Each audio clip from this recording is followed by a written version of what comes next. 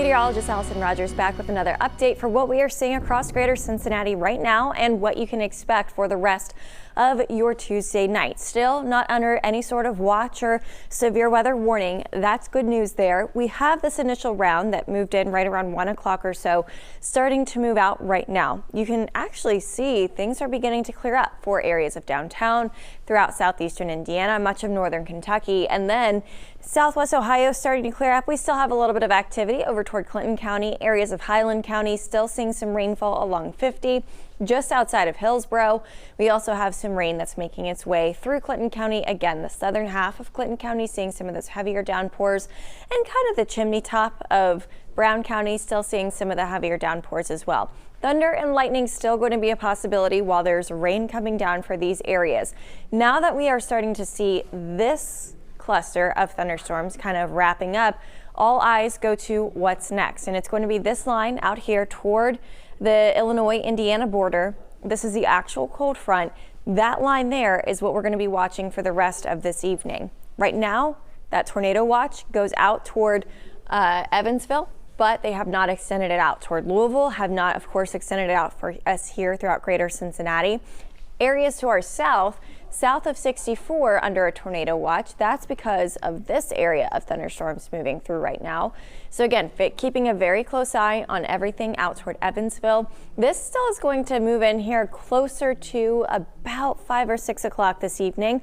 So as we go through the rest of the evening hours, we still are not out of the woods for seeing some potentially strong to severe storms moving through. That severe weather outlook for today issued by the SPC still has greater Cincinnati under the moderate risk of severe weather. Again, this is level 4 out of 5 for the likelihood that the storms that move in get organized enough that they become strong to severe.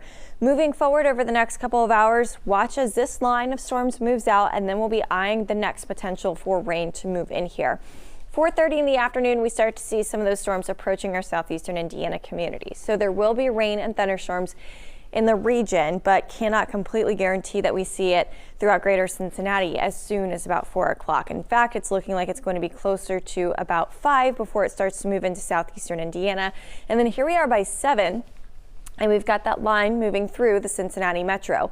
This is a line that still has the potential to bring us strong thunderstorms, bringing the potential for some hail, some strong to damaging winds, and then also that tornado threat is not zero still. So we still have that potential for strong to severe storms. But with this area of thunderstorms that we had move through from that 1 to 3 o'clock time frame, what brought us all those torrential downpours and then the thunder and lightning, if you heard it, that is potentially going to limit the severe weather risk as we head into this evening. Still not ruling it out, but things are starting to look a little bit more promising that we wind up seeing less severe storms moving through this evening. But again, I want to reiterate, still not ruling out the potential for some storms to become strong enough that they are warned.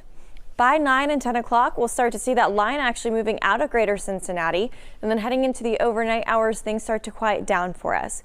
So right now, we're starting to see everything kind of calming down for a little bit, but starting around 5, 6 o'clock, we'll begin to see that final round of storms pushing through the Cincinnati area, including the metro. Some of those storms could be on the strong side. Again, all modes of severe weather still on the table.